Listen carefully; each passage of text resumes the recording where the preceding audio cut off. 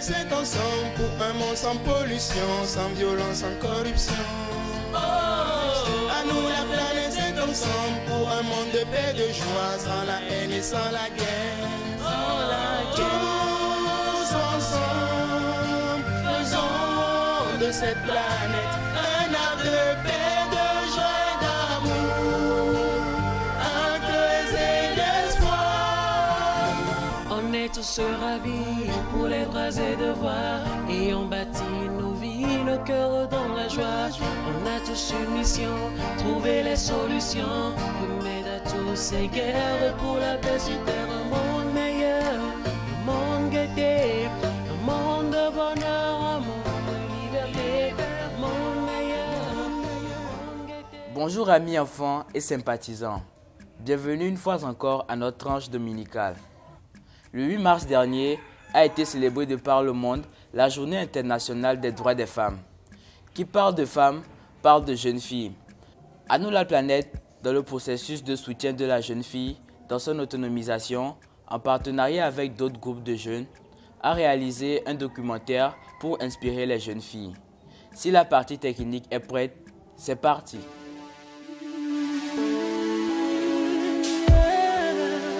Allora leggi di fonante che ne ce n'ha don kuswaji bona wetro allo ballo famila voyaji. Au Togo, la majorité de la population est composée de femmes, soit 51,3%. Pour l'épanouissement de ces femmes, et en particulier celui des jeunes filles, le Togo a ratifié des traités internationaux complétés par des engagements nationaux. Les jeunes filles et femmes togolaises jouent un rôle important dans l'économie du pays, principalement dans les activités commerciales. Cependant, cette participation se limite souvent à ce niveau puisqu'elles ne sont pas suffisamment impliquées dans les instances de prise de décision. Pour pallier cette injustice et rectifier au mieux le tir en faveur des femmes, plusieurs acteurs mettent en œuvre des projets, des programmes pour inciter les jeunes filles et femmes togolaises à participer activement et de façon effective au développement du pays, en les soutenant dans leur processus d'autonomisation et dans les diverses actions qu'elles entreprennent.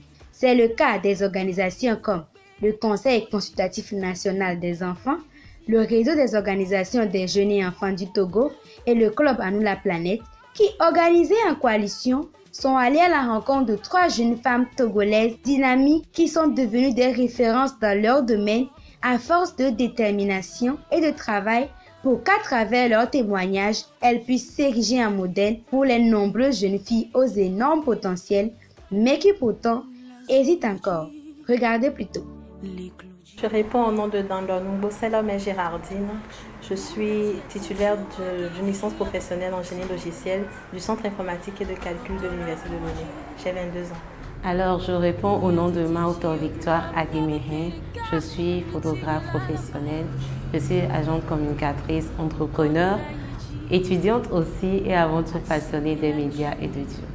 Ok, je m'appelle Elisabeth Apampa. Je suis animatrice radio, présentatrice de spectacles et je suis dans l'événementiel et aussi tout ce qui est social. Disons la vie humanitaire, je participe beaucoup aux questions liées au genre. Voilà. Et cela pendant que Après mon baccalauréat que j'ai eu avec une mention bien, j'ai essayé d'avoir une bourse d'études étatiques pour soit le Maroc ou les pays tiers, mais cela n'a pas fonctionné. Donc j'étais un peu perdue, mais j'ai eu vent des concours sur le campus de Lomé. Donc j'ai d'abord déposé mon dossier en médecine, qui était le domaine de prédilection de mes parents, pas un choix personnel. Mais à côté, j'ai fait un seul concours, le concours du CISP, et j'ai été retenue. Nous étions en tout 3 filles pour notre promotion et pour la filière que j'ai choisie, le génie logiciel, j'étais la seule fille parmi 19 garçons. Mais ça ne m'a pas découragée, au contraire, je me suis battue pour en 3 années éliminer les unités d'enseignement nécessaires pour avoir ma licence professionnelle en génie logiciel. Ok, mon parcours, je peux dire que mon parcours a commencé très tôt. Déjà très petite, j'aimais tout ce qui était des médias. J'étais passionnée de la technologie. J'étais un peu la technicienne de la maison. J'aimais tout ce qui était panneaux publicitaires dans la rue et j'avais envie de reproduire ces choses moi-même puisque j'étais très curieuse. Je faisais beaucoup de recherches. On m'a conseillé de commencer par Photoshop, d'où la création de ma page Keren Design. Pour ceux qui me connaissent, j'avais commencé avec à la base le design en tête, ce qui faisait que je faisais tout ce qui était graphisme, affiches publicitaires et tout ça. Par la suite, ma passion pour l'image grandissait. Je n'étais pas très satisfaite au fait du design et ce qui m'a conduit à commencer à faire des photos. Je me rappelle petite, quand je regardais les films à la télé, bon, c'était les télés grosses derrière là, donc j'allais derrière pour voir en fait qui était en train de se mouvoir derrière la télé. Et c'était au fait parce que j'étais passionnée pour ça. Je me racontais tout le temps des histoires. J'étais dans mon monde, j'écrivais des romans, etc., etc. Et après, c'est arrivé en classe de première terminale que j'ai compris au fait que ce que je voulais réellement, c'est de faire des films, c'est de raconter des histoires, mais par l'image. Donc, c'est ce qui m'a conduit au fait, après Keren Design, j'ai commencé à faire des photos. Parce qu'à la base, on m'a dit, si tu veux faire des vidéos, apprends déjà à travailler ton œil par la photographie. Et c'est pour ça que j'ai commencé à faire des photos. J'avais pas d'appareil professionnel, j'avais juste un petit appareil numérique. Et je prenais en photo mes amis, ma famille, la nature, tout ce que je trouvais, je prenais des photos. Et par la suite, j'ai commencé par un peu réaliser mon rêve. Et actuellement, je suis beaucoup plus spécialisée dans les photos de mariage, mais en même temps, faisons tout ce qui est photos d'événements. Et récemment, en 2018, Rapo Photographie est passé à Rapo Company parce que nous avons grandi. Je ne suis plus seule à travailler. Nous sommes une équipe de 8 personnes qui continuent de grandir. Mais nous faisons tout ce qui est des médias, c'est-à-dire photographie, vidéo, graphisme, communication visuelle. Avec tout ça, je vivais ma passion, mais je continuais aussi mes études. J'ai eu ma licence en marketing communication et actuellement, je continue mon master en marketing. Quand on me demande de parler de mon parcours, je peux dire que c'est un peu atypique ce parcours dans la mesure où, d'abord à la base, j'ai fait G2, j'ai fait la technique. Après, je me suis plus intéressée au marketing. Ensuite, j'ai abouti dans les relations publiques. Bizarrement, ça n'a rien à voir forcément avec ce que je fais aujourd'hui, même si au finish, j'ai su lier tout. Aujourd'hui, je suis chef programme d'une radio, Radio Zéphyr. Et ces compétences qu'on nous octroie à l'école m'ont quand même permis de me positionner. Et à part ça, à part la radio, j'ai aujourd'hui une entreprise qui est dans l'événementiel, qui fait ses activités dans l'organisation de spectacles. Et sur le volet social, on apporte... disons, des sensibilisations. On va dans les communautés pour sensibiliser les femmes, les jeunes filles sur les questions de dépistage précoce. Parce que vous savez, on a comme l'impression qu'on court beaucoup, mais on oublie que la santé, c'est tout.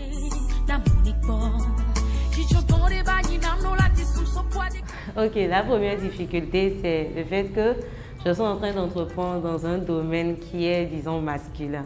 D'abord à cause de mon âge et aussi à cause du domaine qui est la photographie, qui était un domaine très prisé par les hommes. En ce temps que j'avais commencé, il n'y avait pas de femmes dans le domaine. Et c'était la première difficulté au fait. On me voyait comme une petite fille qui se cherche. Mais à part ça aussi, il y avait côté parents où c'était pas, voilà, on me soutenait, mais c'était pas vraiment ça en fait. Ils se demandaient, mais tu fais une formation pour devenir quoi à la fin? Tu fais du marketing communication, mais tu fais de la photographie. Il y avait aussi cette peur, mais avec le temps et avec mon travail, ma persévérance, ça a payé. Et aujourd'hui, nous sommes une des références à Lomé dans ce domaine. Et les parents, avec les retours, ça va mieux qu'avant. La première difficulté était du côté de famille, parce que moi, j'ai vite perdu mon père. Et quand tu es jeune fille, déjà à l'âge de 10 ans, tu perds un parent, c'est grand.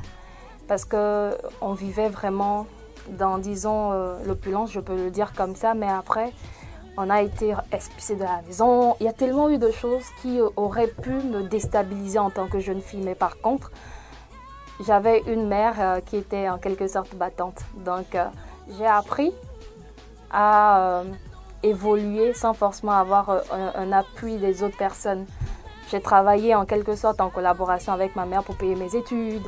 J'ai fait beaucoup de choses juste pour dire en quelque sorte à ceux qui font partie de ma famille que sans eux, on pouvait arriver. C'était ça qui était d'abord mon premier courage.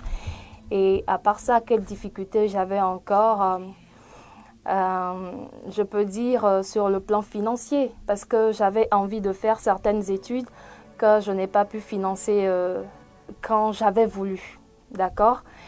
Mais aujourd'hui, je peux me dire que vouloir, c'est pouvoir. Même si on aurait pu prendre 2 secondes ou 2 minutes ou peut-être 1 an pour faire quelque chose, et la vie nous pousse à plutôt choisir d'autres options pour pouvoir y arriver 3 ans après, il faut quand même le faire. Donc en termes de difficultés, je pense que c'est d'abord famille, après finance, et aussi sur le terrain, quand on est femme, c'est un peu plus compliqué. Et surtout moi, je le dis comme ça, mon physique faisait que lorsque j'approchais des messieurs, il y a plus, comment le dire, hein, des avances qui moi ne me plaisaient pas. J'étais plus active aussi à l'église, donc moi j'avais une éducation personnelle et ces petits acquis me permettaient de mettre la barre un peu haute et d'avancer petit à petit avec ma façon de voir les choses. Les obstacles de la vie et que le ciel s'ouvre pour moi. Je dois dire que toute la famille souhaitait vraiment que je fasse la médecine. Donc lorsque je me suis orientée en informatique, au début il y a eu une certaine incompréhension de la part de tous ces gens qui ont pensé que je ne prenais pas au sérieux mes études, puisqu'ils ne comprenaient pas vraiment que l'informatique était vaste et que l'option que j'avais choisie était quand même un métier d'avenir.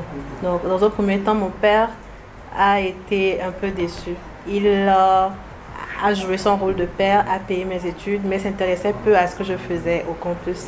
Mais je dois dire que actuellement, tous ont pris conscience de cela parce que j'ai pu lire de la fierté dans leurs yeux à ma soutenance. Et même actuellement, dans mes stages qui n'ont pas été aisés au début, j'ai tout le soutien de toute la famille. Bon, tout le monde sait que la vie d'entrepreneur, ce n'est pas facile parce que entreprendre, c'est être au four et au moulin en même temps. Surtout au début parce que en tant qu'entrepreneur, vous pensez à tout, vous n'avez plus de vie, il faut être là quand le client veut, il faut être là. C'est vraiment la base au fait. Au début, c'était compliqué parce que il y avait la maison, il y avait la famille et il y avait aussi le boulot. Il fallait sortir au moment où on devait faire des réunions et tout ça. Donc c'était un peu compliqué, mais aujourd'hui, je pense qu'avec le temps, il faut savoir mettre les priorités. Donc aujourd'hui, je sais quelle priorité mettre avant l'autre et je pense que cela m'a beaucoup aidé. Je dois dire que quel que soit le domaine dans lequel une femme travaille, il est assez difficile pour elle, dans un premier temps, de concilier la vie professionnelle avec la vie privée. Tout est une question de planning, de la manière dont nous gérons notre temps. J'aime ma vie professionnelle, je sais quand il faut que je travaille et quand il faut s'arrêter pour se concentrer sur le privé. Compliqué et facile, dans la mesure où c'est une question d'organisation.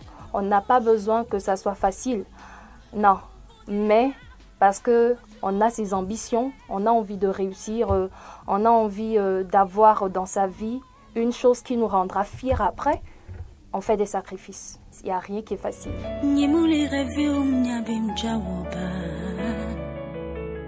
Par rapport à ces questions, je peux dire qu'il y a quelques années, il y a 4 ans ou 5 ans, c'était difficile de voir les femmes émerger. Mais aujourd'hui, nous avons quand même fait du chemin.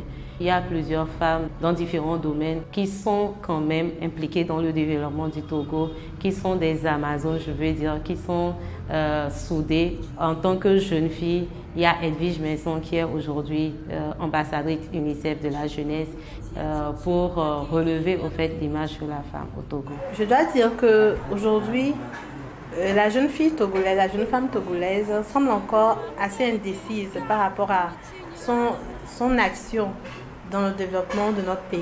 Nous pouvons certes voir des femmes comme Sinan Larson, Madame Adjamagbo, et nous pouvons également voir des journalistes tels que Madame Dédé, mais c'est encore très insuffisant.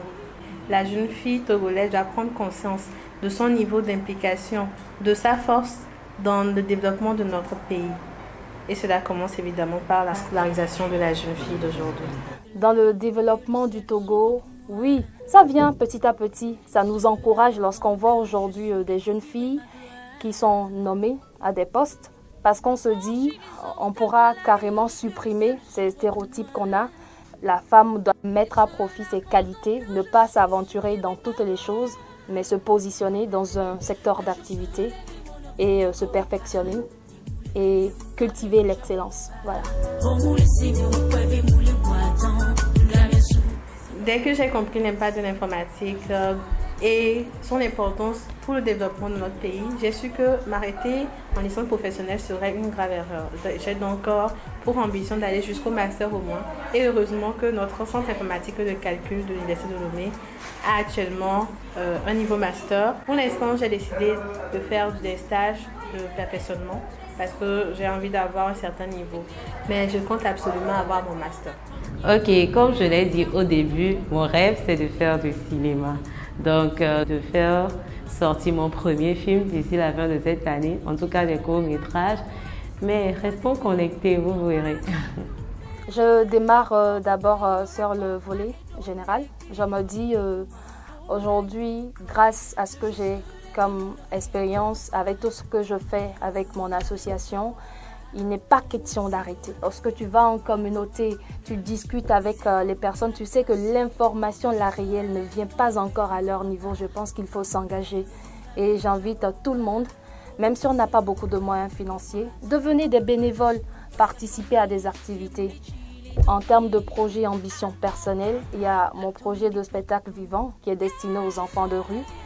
L'idée, c'est d'exposer les talents. Parce que ce n'est pas parce qu'on se retrouve dans la rue qu'on n'a pas un talent. L'apport que nous, on a, c'est sur le volet artistique.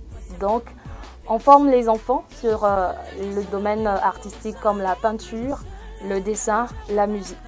Et c'est aussi l'occasion de célébrer la fête de la musique. Et ceux qui maîtrisent un peu ce projet, c'est titré « Ma rue, ma musique ». J'ai d'autres projets qui sont accentués sur la formation des jeunes filles.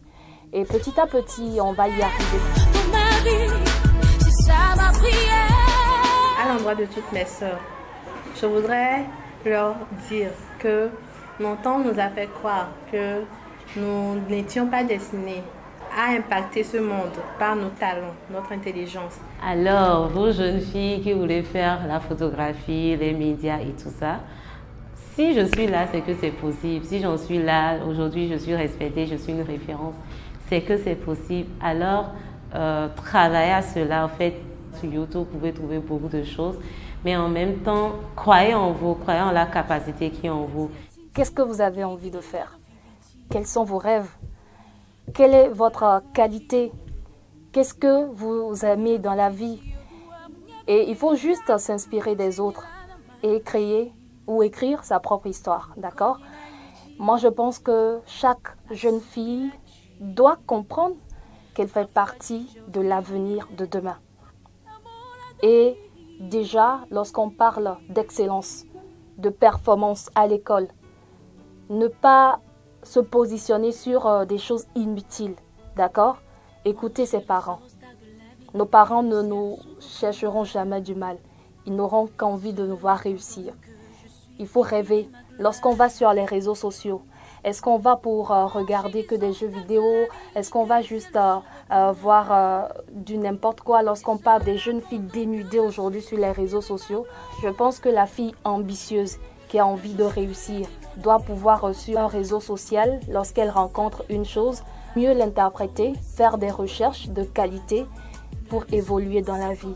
Donc je pense qu'il faut rêver grand comme ça. Et même si on n'atteint pas la totalité, on va équilibrer. Et lorsqu'on va ouvrir un jour la page de son histoire, on sera fier. Voilà. Eh bien, chers amis, nous avons ensemble suivi ces différents parcours de ces jeunes femmes. Nous espérons que ce documentaire saura galvaniser les jeunes filles qui se laissent encore influencer négativement par leur entourage dans le choix de leur filière, mais surtout celles qui hésitent encore à exploiter leur potentiel.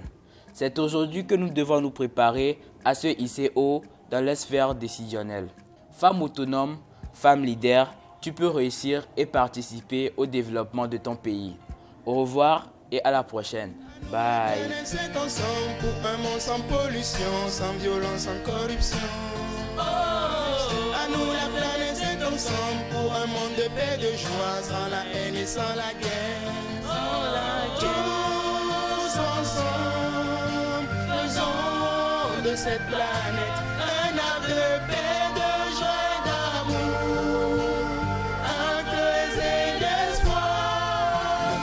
On est tous ravis pour les droits et devoirs et on bâtit nos vies, nos cœurs dans la joie. On a tous une mission, trouver les solutions, remettre à tous ces guerres pour la paix sur terre, un monde